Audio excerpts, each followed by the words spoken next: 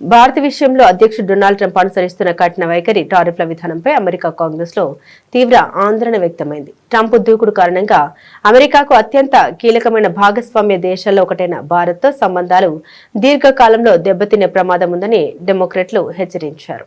America Bharat వ్యూహాత్మక భాగస్వామ్యంపై జరిగిన Congress committee విచారణలో డెమోక్రటిక్ సభ్యురాలు సిడ్నీ కామ్లగర్ డోవ్ ట్రంప్ పరిపాలనపై తీవ్ర విమర్శలు చేశారు. గత బైడెన్ ప్రభుత్వం ఎంతో పటిష్టంగా ఉన్న ద్వైపాక్షిక సంబంధాల్ని ట్రంప్ చేతిలో పెట్టిందని, దశాబ్దాలుగా ఇరు పార్టీలు నిర్మించిన బంధాన్ని ఆయన నాశనం చేస్తున్నారని ఆమె ఆరోపించారు. ట్రంప్ తన వైఖరి మార్చుకోకపోతే భారత్ ను కోల్పోయిన అమెరికా అధ్యక్షుడిగా చరిత్రలో ట్రంప్ నిలిచిపోతారు. కీలక భాగస్వాముల్ని మన ప్రత్యర్థుల వైపు నెట్టడం ద్వారా నోబెల్ శాంతి బహుమతి రాదు అని ఆమె ఘాటుగా వ్యాఖ్యానించారు. Trump's policies towards India can only be described as cutting our nose to spite our face.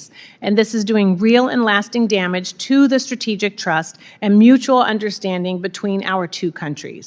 Because let me be clear, being a coercive partner has a cost. And this poster is worth 1,000 words. You do not get a Nobel Peace Prize by driving U.S. strategic partners into the arms of our adversaries. We must move with incredible urgency to mitigate the damage that this administration has done to the U.S.-India partnership and return to the cooperation that is essential to U.S. prosperity, security, and global leadership. Congress understands the stake of this relationship on a లోక్సభలో కేంద్ర హోంమంత్రి అమిత్ షా ప్రతిపక్ష నేత రాహుల్ గాంధీ మధ్య తీవ్ర వాగ్వివాదం చోటు చేసుకుంది. ఎన్నికల సంస్కరణపై జరుగుతున్న చర్చల్లో రాహుల్ గాంధీ అభ్యంతరాలు వ్యక్తం చేయగా అమిత్ షా ఘాటుగా స్పందించారు. మీ ఆదేశాలతో పార్లమెంట్ నడవదు, సభా సమావేశాల్ని మీరు శాసించలేరు అని తీవ్ర ఆగ్రహం వ్యక్తం చేశారు. ఎన్నికల సంస్కరణపై చర్చ సందర్భంగా రాహుల్ గాంధీ కల్పించుకొని ముందు నిన్న నేను అడిగిన ప్రశ్నకు సమాధానం చెప్పండి అని డిమాండ్ చేశారు. దీనిపై అమిత్ షా తీవ్రంగా స్పందించారు. తనకు అసెంబ్లీ పార్లమెంట్ లో 30 ఏళ్ల అనుభవం ఉందని, తాను ఎప్పుడు మాట్లాడాలో మీరు నిర్దేశించలేరని అన్నారు.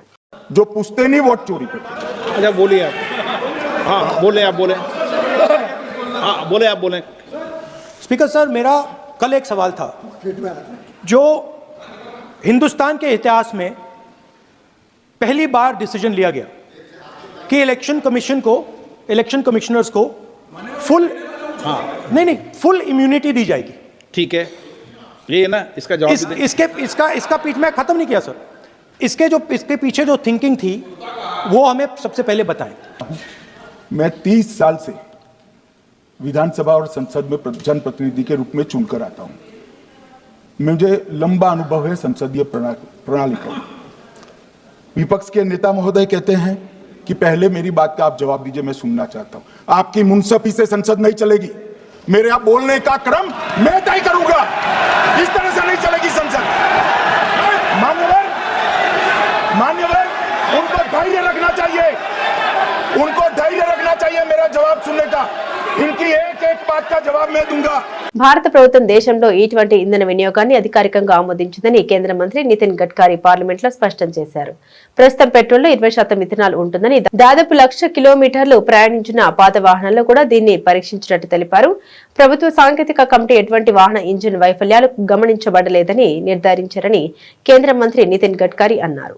सम्माननीय अध्यक्ष महोदय, भारत सरकार ने विशेष रूप से हमारे देश में E20 फ्यूल को स्वीकार किया है.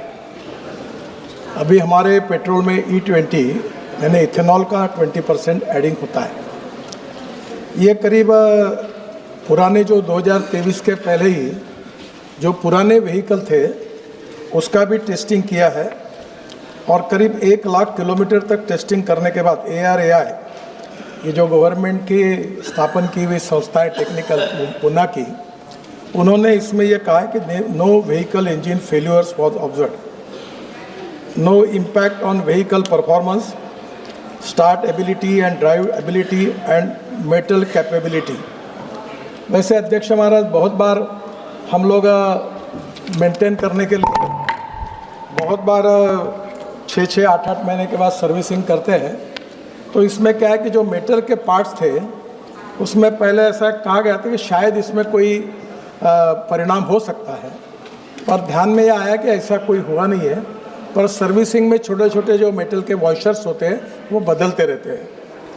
इसके बारे में विशेष रूप से कोई तकरार भारत सरकार के पास नहीं आई। एक तकरार गुजरात में आई थी और गुजरात में वॉक्सवैगन कंपनी की उसकी इंक्वायरी हुई। उसके बाद ये ध्यान में आया कि इसका संबंध E20 फ्यूल से कोई नहीं था। इसमें कुछ जगह ये बड़े प्रमाण पर जो इथेनॉल हमारे सरकार की प्राथमिकता है। ప్రధానమంత్రి నరేంద్ర మోదీ హ్యాక్ చేస్తుంది ఈవీఎంలను కాదు దేశ ప్రజల హృదయాల్ని అంటూ బీజేపీ ఎంపీ ప్రముఖ నటి కంగనా రనౌత్ లోక్సభలో వ్యాఖ్యానించారు. ఎన్నికల సంస్కరణపై జరిగిన చర్చల్లో పాల్గొన్న ఆమె ఓటర్ల జాబితా ప్రత్యేక సవరణ ప్రక్రియను గట్టిగా సమర్థించారు. ప్రతిపక్షాలు చేస్తున్న ఓట్ల దొంగతనం ఆరోపణని నిరాధారమైన ప్రచారంగా కొట్టిపారేశారు. ఈ ప్రక్రియ దేశ భద్రతకు, మహిళల ఆత్మగౌరవానికి ఎంతో కీలకమని ఆమె ఉద్ఘాటించారు. గత ఏడాది కాలంగా పార్లమెంట్లో తన అనుభవాలు చాలా బాధ కలిగించాయని కంగనా ఆవేదన వ్యక్తం చేశారు. ప్రతిపక్ష సభ్యులు మమ్మల్ని ప్రతిరోజు బెదిరిస్తున్నారు, భయపడుతున్నారు. మేము ఇక్కడ నేర్చుకోవడానికి, దేశానికి సేవ చేయడానికి వస్తే వారు సభను ముందుకు సాగనివ్వడం లేదని ఆమె ఆరోపించారు. ఓటర్ల జాబితా సవరణపై ప్రతిపక్షాలు ఉద్దేశపూర్వకంగానే సభ కార్యకలాపాల్ని అడ్డుకుంటున్నాయని విమర్శించారు. उस टाइम के बैलेट बॉक्सों को उठाकर ले जाते थे ये लोग, और आज कहते हैं कि इनको ईवीएम्स जो है वो हैक हो जाते हैं। अध्यक्ष महोदय जी, मैं इनको याद दिलाना चाहती हूँ, प्रियंका गांधी जी कहती हैं कि छोड़ो पुरानी बातें, हम पुरानी बातें नहीं करेंगे, हम पुराने लोगों के बारे में नहीं बोलेंगे। तो मैं ये जानना चाहती हूँ कि आपकी जो माता जी हैं वो तो आपकी अध्यक्ष है, और इस वक्त की वो अध्यक्ष है। उनकी जो है, आप देखिए, जब उनकी नागरिकता नहीं थी, जब उनके पास 1983 में नागरिकता आई, उसके कितने साल पहले से वो वोट देती आ रही हैं। तो ये जो इनका जो परिवार है, एंटाइटलमेंट से जो ग्रस्त ये इनका परिवार है, ये प्रियंका गांधी जी को भी याद रखना चाहिए। चाहे आपका भूतकाल हो, चाहे आपका वर्तमान हो, आप सब लोग, चाहे ईवीएम हो या चाहे कागज पे लिखा हो, जब आप लोगों के चरित्र में जो है किसी तरह की मर्यादा नहीं है, आप लोगों ने कभी भी इस देश का, यहाँ की कानून व्यवस्था का, संविधान का कभी आप लोगों ने सम्मान नहीं किया हुआ है। और अध्यक्ष महोदय जी, बिहार में जैसे ही एसआईआर आया, एसआईआर लागू हुआ, हमारी सरकार ने जो है कम से कम 60 लाख से ज्यादा अवैध, अब ये वोट, ये जो सारे अमाननीय वोट कार्ड है, ये सिर्फ घुसपैठियों के नहीं है। कुछ ऐसे लोग हैं जो माइग्रेट हो गए हैं, कुछ ऐसे भी लोग हैं जो इस दुनिया में है ही नहीं। 60 लाख से ज्यादा। और अगर वो लोग जेन्युइन थे तो उन्होंने, किसी ने तो रिक्वेस्ट करनी चाहिए थी कि भाई मेरा वोटर आईडी कैंसिल हुआ है। उसके उपरांत ఉస్మానియా వర్సిటీని తెలంగాణ ముఖ్యమంత్రి రేవంత్ రెడ్డి సందర్శించారు. ఈ సందర్భంగా ఓయూకు 1000 కోట్ల నిధుల్ని సీఎం విడుదల చేశారు. ఈ నిధులను విద్యార్థులకు అంకితం చేశారు. అలాగే ఓయూ అభివృద్ధికి 45 లక్షల చెక్కు అందించారు. పూర్వ విద్యార్థులు అనంతరం ఆర్ట్స్ కాలేజీ భవనం దగ్గర సర్వం సిద్ధం పేరుతో సభ నిర్వహించారు. ఈ సభలో సీఎం రేవంత్ రెడ్డి పాల్గొని ప్రసంగించారు. స్వరాష్ట్ర ఆకాంక్షను బలంగా ఉస్మానియా యూనివర్సిటీ వినిపించిందని తెలిపారు. భవిష్యత్తు ప్రణాళికలపై చర్చించడానికి ఓయూకు వచ్చామని వివరించారు. గతంలో ముఖ్యమంత్రుల్ని అడ్డుకున్న చరిత్ర ఉందని ప్రస్తావించారు. మీరు ఎందుకు ఓయూకు వెళ్లే ధైర్యం చేస్తున్నారని కొంతమంది తనతో అన్నారని గుర్తు చేశారు. మీరిచ్చే సూచనలు, మేధావులు ఇచ్చే సలహాలతో ఓయూను అంతర్జాతీయ ప్రమాణాలతో తీర్చిదిద్దుతామని స్పష్టం చేశారు. ఈ ఉస్మానియా యూనివర్సిటీని వేదిక చేసుకోదలుచుకున్నా. 1000 కోట్లు అనేది పెద్ద విషయం కాదు. నేను డబ్బుల రూపంలో చూడట్లేదు, ఖర్చు రూపంలో చూడడం లేదు. ఇది నా భవిష్యత్ తరాల కోసం పెట్టుబడిగా చూస్తున్నా.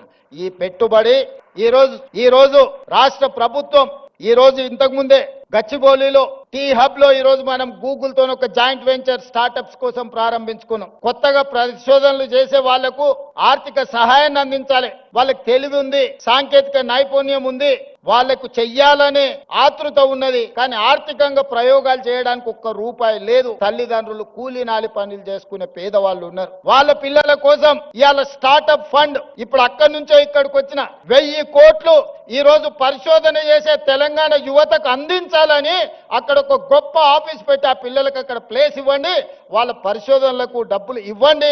ఒకప్పుడు గూగుల్ కూడా 2 విద్యార్థులు ఒక కార్ షెడ్ లో మొదలు పెడితే ఇవాళ గూగుల్ అయింది. టెస్లా, ఇలాన్ మస్క్ ఒక చిన్న పరిశోధన చేస్తే ఇలాన్ మస్క్ అయింది. ఇట్లా చాలా కంపెనీలు ప్రపంచంలో స్టార్టప్స్ గా మారి మొదట్లో చదువుకున్న విద్యార్థులు చిన్న ప్రయోగం చేస్తే ఆ ప్రయోగంలో వాళ్ళు విజయం సాధిస్తే ఈ రోజు ప్రపంచంలోనే ఆగర్భ శ్రీమంతులైనరు. అందుకే ఇవాళ తెలంగాణ ప్రాంతంలో ఉన్న నైపుణ్యాన్ని వెలికి తీయాలని 1000 కోట్ల కార్పస్ ఫండ్ ఈ రోజు ప్రభుత్వ పరంగా నేను కేటాయించి మా తెలంగాణ పిల్లలు పరిశోధన చేస్తే ఒక్క రూపాయి కూడా పరిశోధనలో ఇబ్బంది పడొద్దు, వాళ్ళు రాణించాలి, వాళ్ళు బిలియనియర్స్ కావాలి, గ్రామీణ ప్రాంతంలో నుంచి ప్రపంచంతో పోటీ పడాలని 1000 కోట్లు అక్కడ కూడా పరిశోధనల కోసం కేటాయించి ఇంకొక 1000 కోట్లు జీవో తీసుకొని ఈ రోజు ఉస్మానియా యూనివర్సిటీకి వచ్చిన. ఉత్త చేతులతో రానని ఆనాడే చెప్పిన. ఉత్తుత్తు మాటలు చెప్పే అలవాటు నాకు లేదు. ప్రజలకు మెరుగైన వేగవంతమైన సేవలు అందించేందుకు అవసరమైతే బిజినెస్ రూల్స్ ను మార్చడంలో తప్పేమీ లేదని సీఎం చంద్రబాబు స్పష్టం చేశారు. దేశంలో ఎన్నోసార్లు రాజ్యాంగాన్ని సవరించుకున్నామని, అలాంటిది ప్రజల మేలు కోసం నిబంధన మార్చడానికి వెనుకాడాల్సిన అవసరం లేదని ఆయన అభిప్రాయపడ్డారు. మంత్రులు, శాఖాధిపతులు, కార్యదర్శులతో నిర్వహించిన సదస్సులో ఆయన కీలక ఆదేశాలు జారీ చేశారు. ఈ సందర్భంగా సీఎం మాట్లాడారు. ఫైళ్ల క్లియరెన్స్ వేగవంతం చేయడమే కాదు, అసలు అనవసరమైన ఫైళ్లను సృష్టించే విధానానికి స్వస్తి పలకాలి. పాలనను సులభతరం చేసేందుకు అధికారులు అనవసర నిబంధన తొలగించాలని సూచించారు. ప్రతి శాఖలో సమూల మార్పులు తీసుకురావాలని, టెక్నాలజీ, డేటా లీక్ వంటి ఆధునిక విధానాల ద్వారా పాలనను మరింత సమర్థవంతంగా అందించాలని పిలుపునిచ్చారు. ప్రతి శాఖలోనూ తప్పనిసరిగా ఆడిటింగ్ జరగాలని చంద్రబాబు ఆదేశించారు. ఏ అధికారి ఏ శాఖ పనితీరు ఎలా ఉందనే దానిపై ప్రభుత్వం వద్ద పూర్తి సమాచారం ఉందని, దీన్ని దృష్టిలో ఉంచుకుని ప్రతి ఒక్కరూ బాధ్యతాయుతంగా పనిచేయాలని హెచ్చరించారు. బీఆర్ఎస్ అధినేత కేసీఆర్ ను మళ్లీ సీఎం చేయాలని ప్రజలు కోరుకుంటున్నారని, అందుకోసం అసెంబ్లీ ఎన్నికలు ఎప్పుడు వస్తాయని వారు ఎదురు చూస్తున్నారని బీఆర్ఎస్ వర్కింగ్ ప్రెసిడెంట్ కేటీఆర్ తెలిపారు. సిరిసిల్లలో కేటీఆర్ పర్యటించారు. ఈ పర్యటనలో భాగంగా ఆటో డ్రైవర్లకు ఆత్మీయ భరోసా కార్యక్రమంలో కేటీఆర్ పాల్గొన్నారు. ఈ సందర్భంగా కేటీఆర్ మాట్లాడారు. దేవుళ్ల మీద ఒట్టేసి మరీ సీఎం రేవంత్ మోసం చేశాడని మండిపడ్డారు. 2 లక్షల రుణమాఫీ కావాలంటే 50,000 కోట్లు కావాల్సి ఉంటుందన్నారు. 12,000 కోట్లతో కేవలం 25% మందికి మాత్రమే రుణమాఫీ చేశారని గుర్తు చేశారు. ఎన్నికల సమయంలో ఇచ్చిన 2 లక్షల ఉద్యోగాలు ఏమయ్యాయి సీఎం రేవంత్ రెడ్డి అంటూ కేటీఆర్ సూటిగా ప్రశ్నించారు. 420 హామీలు నోటికొచ్చిన అడ్డమైన అబద్దాలు చెప్పుకుంటా సంపుకొని మొత్తానికైతే ఇవాళ గద్దెనెక్కి కూర్చున్నాడు. కూర్చొని ఏం చేసిండు మరి 2 ఏళ్ళు? మీకు నెలకు 1000 రూపాయలు ఎత్తా అన్నాడు. నెలకు 1000 రూపాయలు 24 నెలలు అయిపోయాయి. నెలకు 1000, 6.5 లక్షల మంది ఆటో డ్రైవర్లు అనుకో. నెలకు ఎంత అవుతుంది? 6.5 లక్షలు ఇంటూ 1000 అంటే 65 కోట్లు. సంవత్సరానికి ఎంత అవుతుంది? 780 కోట్లు. 2 ఏళ్లకు ఎంత అవుతుంది? 1560 కోట్లు. ఇలా ఆటో అన్నలకు రాష్ట్రంలో రేవంత్ రెడ్డి ఎంత బాకీ ఉన్నాడు? 1560 కోట్లు బాకీ ఉన్నాడు. యాది పెట్టుకోరు మీరు. కాంగ్రెస్ వాడు మళ్ళా ఓటాడితే చెప్పాలి, బిడ్డ బాకీ ఉన్నావు, అదేవాడు కడతాడు రా అని అడగాలి. ఒక్కొక్క ఆటో మీద ఎంత బాకీ ఉన్నాడు? 2 ఏళ్లకు 24,000, నెలకు 1000 రూపాయల చొప్పున 24,000 రూపాయలు బాకీ ఉన్నాడు. రేవంత్ రెడ్డి ఏమనుకుంటాడు ఎరికేనా? నాకు ఎరికే. ఏమనుకుంటాడంటే వీళ్ళంతా అమాయకులు, ఆఖరికి ఒక 6 నెలలకి ఇత్త అయిపోయాక ఇప్పటి నుంచి ఎందుకు, ఆఖరి 6 నెలలకి ఇత్త అన్ని మర్చిపోతారు మనోళ్ళు. అప్పుడే బుస్సుమంటారు, అప్పుడే తుస్సుమంటారు. ఏం కాదు, ఆఖరి 6 నెలలు ఇచ్చి నేను మాయ చేస్తా, మాయ చేసి మళ్ళా డైలాగులతోని నేను మళ్ళా గెలుచుకొని వస్తా అనే ధీమా మీద ఆయన ఉన్నాడు. ఆడపిల్లల్ని అట్లే మోసం చేసిండు, మిమ్మల్ని మోసం చేసిండు. ఇంకా గమ్మతేం తెలుసా? ఆటో సంక్షేమ బోర్డు అన్నాడు, నెలకు 1000 రూపాయలు అన్నాడు. కానీ కేసీఆర్ గారు 13.5 లక్షల మందికి ఆటో డ్రైవర్లకు, అదేవిధంగా మిగతా రంగాల్లో ఉండే అసంఘటిత రంగంలో ఉండే డ్రైవర్లకు ప్రమాద బీమా తెస్తే దాన్ని ఊడగొట్టిండు. ఇలా మీకు బీమానే లేదు. అందుకే పోయినసారి సతీష్ ఆత్మహత్య ప్రయత్నం చేసినప్పుడు ఎల్లారెడ్డిపేటలో ఆ అశ్విని దవాఖానకు పోతే అక్కడ బయటకు వచ్చినాక నేను ఆగన్నకు, మన రామ్మోహన్ కు, మనోళ్ళందరికీ చెప్పి అట్లా కాదు, మనమన్నా చేద్దాం, ఈ ప్రభుత్వానికి సిగ్గు రావాలి, వీళ్ళకి నిజంగా సిగ్గు లేదు, ఉన్నది కూడా ఊడగొట్టిండి ఈయన అని చెప్పి ఆలోచించి లెక్కలు తీయమని తీస్తే మనోళ్ళు ఏం చెప్తున్నారంటే దగ్గర 7 నుంచి 8,000 మంది ఆటో డ్రైవర్లు ఉంటారు మన రాజన్న సిరిసిల్ల జిల్లాలో అని చెప్పిండ్రు. నేనేం చెప్పినా అంటే ఒక ప్యాసింజర్ ఆటోనే కాదు, ట్రాలీ ఆటో ఉండొచ్చు, లేదా ఇంకొక మాట కూడా నేను మీకు ఇస్తా ఉన్నా ఈరోజు. ఒక ప్యాసింజర్లు మాత్రమే కాదు, ప్యాసింజర్ ఆటోలు మాత్రమే కాదు, ట్రాలీ ఆటోలు గాని, వ్యాన్లు గాని, అట్లాగే జీపులు గాని, లారీలు గాని, టాక్సీలు గాని, అడుగడుగున అబద్దాలు, వాస్తవ వక్రీకరణతో సీఎం చంద్రబాబు ప్రజల్ని మభ్యపెడుతున్నారని మాజీ మంత్రి బుగ్గన రాజేంద్రనాథ్ మండిపడ్డారు. కూటమి పాలనలో వ్యవస్థలన్నీ నిర్వీర్యమయ్యాయని ఆగ్రహం వ్యక్తం చేశారు. హైదరాబాద్ సోమజిగూడ ప్రెస్ క్లబ్ లో మీడియాతో మాట్లాడారు. విద్య, వైద్యం, వ్యవసాయం, సంక్షేమం, పోర్టుల నిర్మాణమే ప్రధాన అంశాలుగా వైఎస్ఆర్సీపీ ప్రభుత్వం పనిచేస్తే అప్పుల అసమర్థతతో చంద్రబాబు ప్రభుత్వం విధ్వంస పాలన చేస్తుందన్న బుగ్గన ఎవరిది విజన్, ఎవరిది విధ్వంసమని నిలదీశారు. వైఎస్ జగన్ హయాంలో పండగలా ఉన్న వ్యవసాయం చంద్రబాబు హయాంలో దండగలా మారిందని ఆక్షేపించారు. వైఎస్ జగన్ రైతును చేయి పట్టుకొని నడిపిస్తే చంద్రబాబు అన్నదాతను అధోగతి పాలు చేశారని మండిపడ్డారు. ఆయన చంద్రబాబు స్థూల ఉత్పత్తిపై అర్థం కాని లెక్కలతో మభ్యపెడుతున్నారని స్పష్టం చేశారు. 2020-21లో -1.2 కేంద్ర ప్రభుత్వం స్థూల ఉత్పత్తిలో ఉంది, మైనస్ లో నెగిటివ్ గ్రోత్. ఎందుకు? కోవిడ్ కాబట్టి. అంటే కోవిడ్ కేంద్ర ప్రభుత్వానికి మాత్రమే వస్తుందండి, రాష్ట్ర ప్రభుత్వానికి రాదా? ప్రపంచానికంతా వచ్చినప్పుడు రాష్ట్ర ప్రభుత్వానికి రాదా? అంటే 2020-21లో ఆంధ్రప్రదేశ్ రాష్ట్రానికి కోవిడ్ ఎఫెక్ట్ లేదంటారా మీ ప్రకారంగా? ఆ రోజు కూడా -1.2 కేంద్ర ప్రభుత్వం స్థూల ఉత్పత్తి నెగిటివ్ గ్రోత్ తగ్గుదలలో ఉంటే కూడా రాష్ట్ర ప్రభుత్వం మాత్రం 5.7 పెరిగింది. 5.7. ఇది కాదు, ఇప్పుడు మనము కంపారిజన్ పెట్టుకున్నప్పుడు మీ సమయంలో ఎండాకాలంలో బట్టలన్నీ బాగా ఆరినాయి అని మీరు చెప్పేసి వర్షం పడేటప్పుడు మా బట్టలు ఆరబెట్టి మీరు ఆరలేదు అంటే ఎట్లయితుందండి? ఇది కేంద్ర స్థూల ఉత్పత్తిలో మన భాగం ఎంత అనేది చూద్దాం. మీ యావరేజ్ అది మాత్రం కన్వీనియంట్గా మీరు చెప్పరు, మీరిచ్చినదే, మీరిచ్చిన డేటానే. కేంద్ర స్థూల ఉత్పత్తిలో మీ పరిపాలనలో రాష్ట్ర భాగం ఎంత అంటే 4.45%. అంటే 100 రూపాయలకు గాను ఆంధ్రప్రదేశ్ రాష్ట్రము మీ పరిపాలనలో 4.45% కేంద్రానికి మీరు ఇవ్వడం జరిగింది. అంటే 100 రూపాయలు 4 రూపాయలు 45 పైసలు అనుకోండి. మేము మీ అంత పరిపాలన మాకు రాదు కదా. కోవిడ్ పెట్టుకొని కూడా కేంద్ర స్థూల ఉత్పత్తిలో, జాతీయ స్థూల ఉత్పత్తిలో 4.8%, అంటే మీకంటే ఎక్కువ. 2018-19 నుంచి 23-24 వరకు చూసినట్లయితే అప్పుడు స్థూల ఉత్పత్తితో పాటు ఒకవేళ ఆదాయము గమనించినట్లయితే పెరుగుదల, మరి అప్పుడు 10.2% మాది స్థూల ఉత్పత్తి పెరిగింది, ఆదాయం కూడా మాది 9.8% పెరిగింది. అదే సమయంలో జాతీయ స్థూల ఉత్పత్తి చూస్తే 10.7% వాళ్ళది పెరిగింది, 9.7% ఆదాయం పెరిగింది. కానీ మీది మాత్రము 12% స్థూల ఉత్పత్తి పెరుగుతుందంట, కానీ 3% మాత్రము ఆదాయం పెరుగుతుందంట. ఎట్లాంటి ఇది టాలీ ఏది అంటే మీరు చెప్పేదేమి? ధనమేమో వస్తుంది, మీరు ధనికులైనారు, కానీ ఆదాయం మాత్రం లేదు. ఫస్ట్ 6 నెలలు పోల్చినట్లయితే ఎంతండి మీరు చెప్పేది? 10.9 మీది పెరుగుదల అని అంటున్నారు. అదేవిధంగా 2024-25 చూస్తే 9.9 అని మీరు అంటున్నారు. కానీ మీ ఆదాయం ఎంతండి పెరిగినది? -2.8 సేల్స్ ట్యాక్స్లో, ఓన్లీ 4.3 మాత్రము జీఎస్టీలో. ఓవరాల్ గా చూసినట్లయితే తెలంగాణలో తొలి విడత పంచాయతీ ఎన్నికల పోలింగ్ ప్రశాంతంగా ప్రారంభమైంది. ఇవాళ ఉదయం 7 గంటలకు పోలింగ్ మొదలవగా ఓటు హక్కు వినియోగించుకునేందుకు ఓటర్లు పెద్ద సంఖ్యలో పోలింగ్ కేంద్రాల వద్ద బారులు తీరారు. మధ్యాహ్నం 1 గంట వరకు పోలింగ్ జరగనుండగా మధ్యాహ్నం 2 గంటల నుండి ఓట్ల లెక్కింపు చేపట్టి ఫలితాలు వెల్లడిస్తారు. మొదటి విడతలో భాగంగా 4236 సర్పంచ్ స్థానాలకు ఎన్నికల సంఘం నోటిఫికేషన్ జారీ చేయగా వీటిలో 396 సర్పంచ్ స్థానాలు, 9633 వార్డు స్థానాలు ఇప్పటికే ఏకగ్రీవమయ్యాయి. దీంతో మిగిలిన 3834 సర్పంచ్ పదవుల కోసం 12960 మంది అభ్యర్థులు బరిలో నిలిచారు. ఒక గ్రామ పంచాయతీ 10 వార్డుల్లో ఎన్నికల్ని నిలిపివేసినట్లు ఎన్నికల సంఘం ప్రకటించింది. ఈ ఎన్నికల మొత్తం 56,19,430 మంది తమ ఓటు హక్కును వినియోగించుకోనున్నారు. వీరిలో 27,41,070 మంది పురుషులు, 28,78,159 మంది మహిళలు, 201 మంది ఇతరులు ఉన్నారు. ఎన్నికల నిర్వహణ కోసం రాష్ట్ర ఎన్నికల సంఘం భారీ ఏర్పాటు చేసింది. 3 విడతల కోసం కలిపి 93,905 మంది సిబ్బందిని, 3,591 మంది రిటర్నింగ్ అధికారులను, 2,489 మంది మైక్రో అబ్జర్వర్లను నియమించారు. సున్నితమైన ప్రాంతాల్లోని 3,461 పోలింగ్ కేంద్రాలను వెబ్ కాస్టింగ్ ద్వారా పర్యవేక్షిస్తున్నారు. ఈ ప్రక్రియ కోసం 45,086 బ్యాలెట్ బాక్సులు వినియోగిస్తున్నారు. ఓట్ల లెక్కింపు పూర్తయిన వెంటనే విజేతల్ని ప్రకటించి ఆ తర్వాత పంచాయతీరాజ్ చట్టం ప్రకారం ఉప సర్పంచ్ ఎన్నికను కూడా నిర్వహిస్తారు.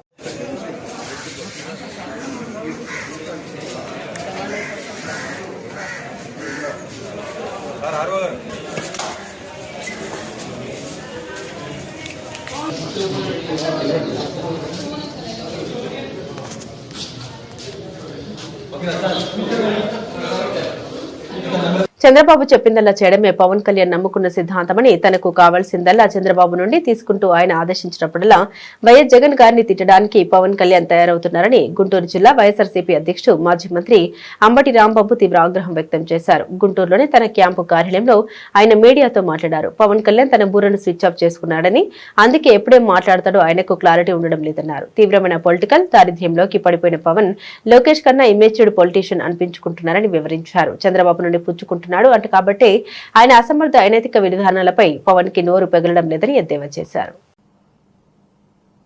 సంవత్సరం 6 మాసాల క్రితం అంటే 18 మాసాల క్రితం జరిగినటువంటి ఎన్నికల్లో రాష్ట్ర ప్రజానీకం కూటమికి అధికారం ఇస్తే ఈ 18 మాసాల్లో ఒక్క క్షణం కూడా ప్రజలకు మేలు చేసేటటువంటి రాజకీయం చేయకోకుండా జగన్మోహన్ రెడ్డి గారి మీద, వైఎస్ఆర్ కాంగ్రెస్ పార్టీ మీద విషం చల్లేటటువంటి రాజకీయాలు చేసేటటువంటి కార్యక్రమం చేస్తున్నారు.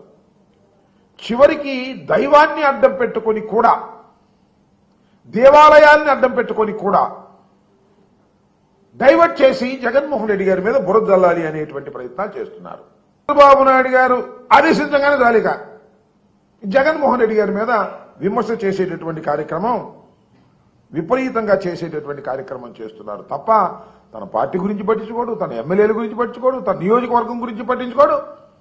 చంద్రబాబు చెప్పింది మాత్రం చేస్తుంటాడు. ఇంత దరిద్రపు పాలిటిక్స్ ఇంత పొలిటికల్ దారిద్ర్యాన్ని నా జీవితంలో ఎప్పుడు చూడలేదు. అంత పొలిటికల్ దారిద్ర్యాన్ని అనుభవిస్తున్నటువంటి వ్యక్తి ఉన్నారు అంటే ఆయన జనసేన నాయకుడైనటువంటి డిప్యూటీ ముఖ్యమంత్రిగా చెప్పుకుంటున్నటువంటి పవన్ కళ్యాణ్ గారిని ఈ సందర్భంగా నేను చెప్పదలుచుకున్నాను. దానిలో పరకామణి వ్యవహారం గురించి జగన్మోహన్ రెడ్డి గారు మొన్న తన సుదీర్ఘమైనటువంటి ప్రెస్ మీట్లో చాలా విషయాలు మాట్లాడారు. చాలా సూటిగా అనేకమైన ప్రశ్నలు ఈ కూటమి ప్రభుత్వాన్ని నిలదీశారు. దాని దేనికి సమాధానం చెప్పరు. పరకామణి వ్యవహారంలో జరిగినటువంటి ఒకానొక దొంగతనం, ఒక చోరీ, అది ఒక చిన్న చోరీ అన్నాడంట. దాన్ని బట్టుకు లాగుతున్నారండి. పవన్ కళ్యాణ్ గారి వాళ్ళు అదే మాట్లాడాడు. ఎందుకంటే జగన్మోహన్ రెడ్డి గారి మీద మాట్లాడమని చంద్రబాబు నాయుడు గారు ఆదేశించారు, ఈయన మాట్లాడటం మొదలుపెట్టాడు. పరకామణి, నేను మనవి చేస్తున్నా, పరకామణి కొత్త బిల్డింగ్ కట్టించింది జగన్మోహన్ రెడ్డి గారు. గత కొన్ని సెషన్లుగా వరుసగా నష్టపోతున్న దేశీయ సూచీలు గురువారం లాభ నష్టాలతో దోబూచులాడుతున్నాయి. లాభాలతో ప్రారంభమయ్యాయి. అమెరికా ఫెడ్ రిజర్వ్ ప్రకటన నేపథ్యంలో ముదుపర్లు అప్రమత్తంగా వ్యవహరిస్తుండటంతో సూచీలు ఒడిదుడుకులకు లోడవుతున్నాయి. దీంతో ప్రస్తుతం సెన్సెక్స్, నిఫ్టీ ఓ మోస్తరు లాభాల్లో కదలాడుతున్నాయి.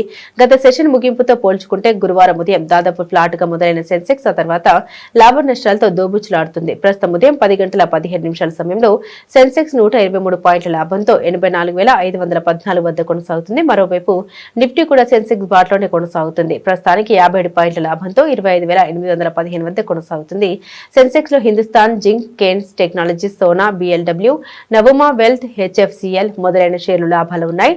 Supreme Industries, Titan Company, IOC, InterGlobe Aviation, Chola Invest మొదలైన షేర్లు నష్టాల బాటలో కొనసాగుతున్నాయి. టీమిండియా వెటరన్ ప్లేయర్లు విరాట్ కోహ్లీ, రోహిత్ శర్మ టెస్ట్, T20 ఫార్మాట్లకు వీడ్కోలు పలికి కేవలం వన్డేలో మాత్రమే కొనసాగుతున్న విషయం తెలిసిందే. ఇటీవల సౌత్ ఆఫ్రికాతో జరిగిన వన్డే సిరీస్ లో రోహిత్ శర్మ 2 హాఫ్ సెంచరీలు చేశాడు. విరాట్ వరుసగా 2 సెంచరీలు, ఓ హాఫ్ సెంచరీ చేసి అద్భుతమైన ఫామ్ లో ఉన్నారు. ఈ నేపథ్యంలో రోకో గురించి టీమిండియా మాజీ ప్లేయర్ హర్భజన్ సింగ్ మాట్లాడారు. రోహిత్ శర్మ, విరాట్ కోహ్లీ కంటే మెరుగైన ఆటగాళ్లు ఉన్నారా? వారిని జట్టు నుండి తప్పించకూడదు. అలా కాదు అనుకుంటే వారి అనుభవాన్ని యువ క్రికెటర్లు ఉపయోగించుకునేలా జట్టును రూపొందించాలి. టీం మొత్తాన్ని యువ క్రికెటర్లతో నింపాలని చూస్తే పెద్ద మ్యాచ్లో ఇబ్బంది పడాల్సి వస్తుంది. అందుకే రోకోను రానున్న వరల్డ్ కప్ లో ఖచ్చితంగా ఆడించాలి. ఆ తర్వాత వారు మరో ప్రపంచ కప్ ఆడే అవకాశం లేదు కదా అని బజ్జీ విశ్లేషించాడు. బులెటిన్ ముగించే ముందు హెడ్లైన్స్ మరోసారి.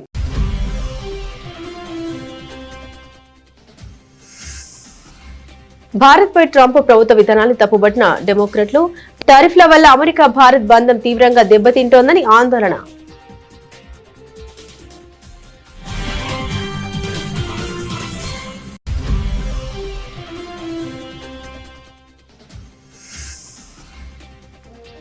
లోక్సభలో అమిత్ షా, రాహుల్ గాంధీ మధ్య తీవ్ర వాగ్వివాదం. మీ ఆదేశాలతో పార్లమెంట్ నడవదని రాహుల్ కు స్పష్టం చేసిన షా.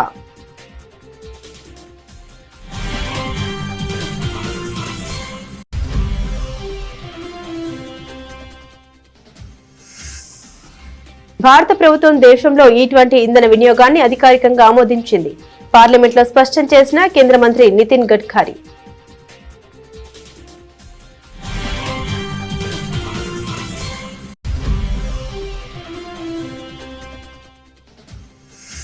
లోక్సభలో తనను బెదిరిస్తున్నారంటూ బీజేపీ ఎంపీ కంగనా రనౌత్ ఆవేదన.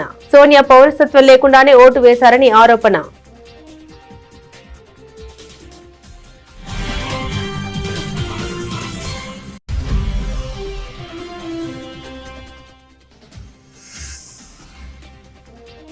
ఓయూకు good news. CM Revanth Reddy కీలక నిర్ణయం. ఓయూకు 1000 కోట్ల నిధుల్ని విడుదల చేసిన ముఖ్యమంత్రి.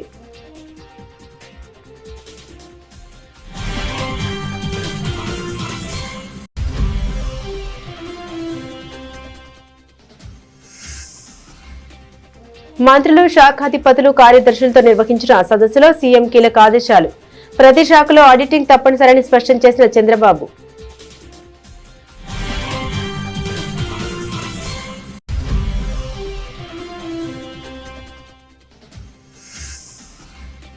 ఎన్నికల సమయంలో ఇచ్చిన 2 లక్షల ఉద్యోగాలు ఏమయ్యాయి? సీఎం రేవంత్ రెడ్డిని సూటిగా ప్రశ్నించిన మాజీ మంత్రి కేటీఆర్.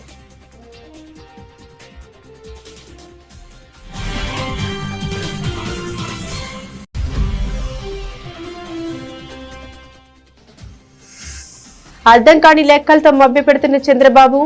స్థూల ఉత్పత్తిపై అడ్డగోలు వాదన మండిపడ్డ మాజీ మంత్రి బుగ్గన రాజేంద్రనాథ్.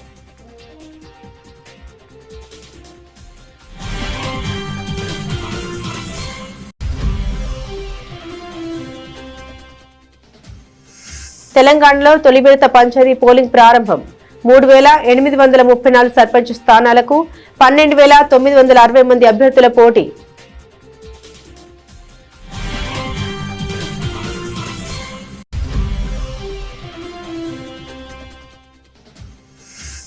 చంద్రబాబు ఆదేశాలతోనే వైఎస్ జగన్ పైన తప్పుడు ఆరోపణలు. పవన్ కళ్యాణ్ తీరును తీవ్రంగా తప్పుపట్టిన మాజీ మంత్రి అంబటి రాంబాబు.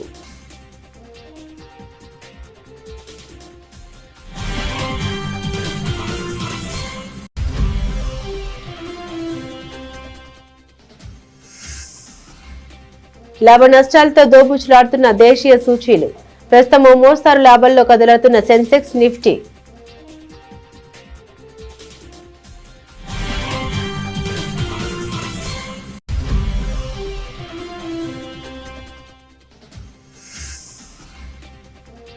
రోకోను వరల్డ్ కప్ లో ఆడించాల్సిందే టీమిండియా మాజీ ప్లేయర్ హర్భజన్ సింగ్ డిమాండ్.